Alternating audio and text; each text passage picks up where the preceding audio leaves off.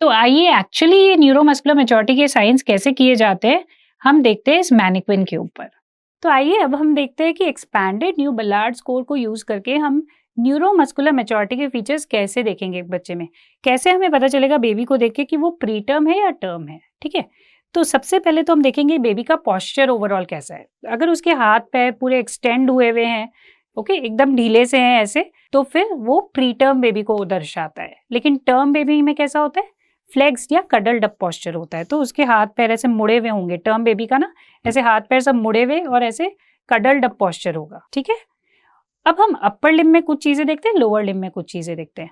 Upper limb में क्या क्या देखते हैं, एक हम देखते हैं स्क्वायर विंडो साइन, जो कि रिस्ट के लेवल पे होता है। क्या देखते हैं हम इसमें, तो इसमें हम ट्राई करते हैं बच्चे के हैंड को फ्लेक्स करके टच करने का फोर आर्म से, और हम देखते हैं कि यहाँ पे क्या एंगल बनता है। ठीक है, तो ये लिगामेंट लैक्सिसिटी को दर्शाता है।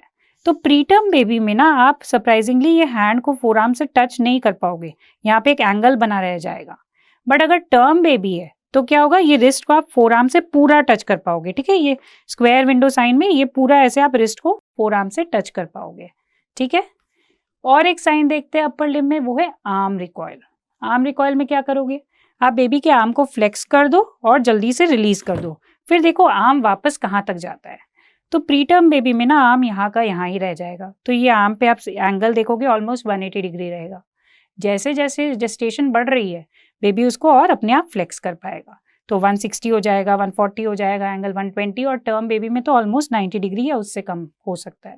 ठीक है, और एक हमने बोला अपर लिम्ब का होगा, वो है स्कार्फ साइन। उसमें हम क्या करते हैं, उसमें हम बेबी का जो रिस्ट है ना उसको हम ट्राई करेंगे ऑपोजिट शोल्डर से टच करने का, और हम देखेंगे क्या, हम देखेंगे कि उसका एल्बो कहाँ जा रहा है। तो हम देखेंगे कि वो एल्बो उसका मिड लाइन को क्रॉस कर रहा है या नहीं कर रहा है।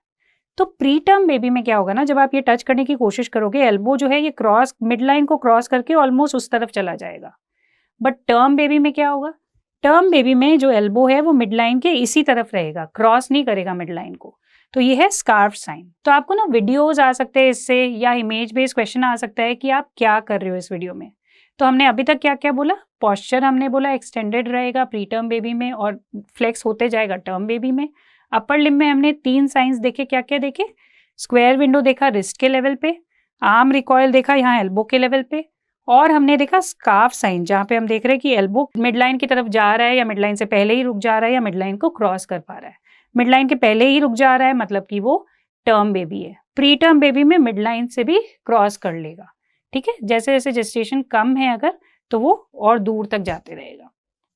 लोअर लिम्ब में 2 साइंस दिखते हैं न्यूरोमस्कुलर असेसमेंट के लिए। एक है पॉप्लीटियल एंगल। पॉप्लीटियल एंगल में आप क्या करोगे, बेबी के हिप को फ्लेक्स करोगे और आप नी को एक्सटेंड करने की कोशिश करोगे। कई लोग दोनों साइड का एक साथ भी करते हैं, हिप को फ्लेक्स करते हैं और नी को एक्सटेंड करने की कोशिश करते हैं। ठीक है, फिर वो देखते हैं कि यहाँ पे क्या एंगल बन रहा है बैक ऑफ द थाई और बैक ऑफ द लेग के बीच में। तो हिप को ऐसे फ्लेक्स किया और नी को एक्सटेंड करने की कोशिश कर रहे हैं, यहाँ पे देख रहे हैं क्या एंगल बन रहा है। तो प्रीटर्म बच्चा अगर है ना तो आप पूरा सीधा कर पाओगे, तो यहाँ ऑलमोस्ट 180 डिग्री एंगल रहेगा। बट अगर टर्म बेबी है, जैसे जैसे जेस्टेशन बढ़ रही है ना, आप पैर उतना सीधा नहीं कर पाओगे उसका, तो यहाँ पे 140, 120, टर्म बेबी में तो 90 डिग्री से कम एंगल भी रह सकता है। ठीक है, और एक क्या लोअर लिम्ब से हम कर सकते हैं, हील टू ईयर।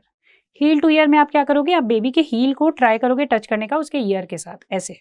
ठीक है, तो प्री टर्म बेबी में आप देखोगे कि आप ऑलमोस्ट हील को ईयर से टच कर पा रहे हो, बट टर्म बेबी में आप उतने दूर नहीं ले जा पाओगे। जैसे जैसे जेस्टेशन बढ़ रही है वैसे वैसे आप देखोगे कि आप और कम जा पा रहे हो आगे, यहीं तक रुक जाएगा टर्म बेबी में। ठीक है।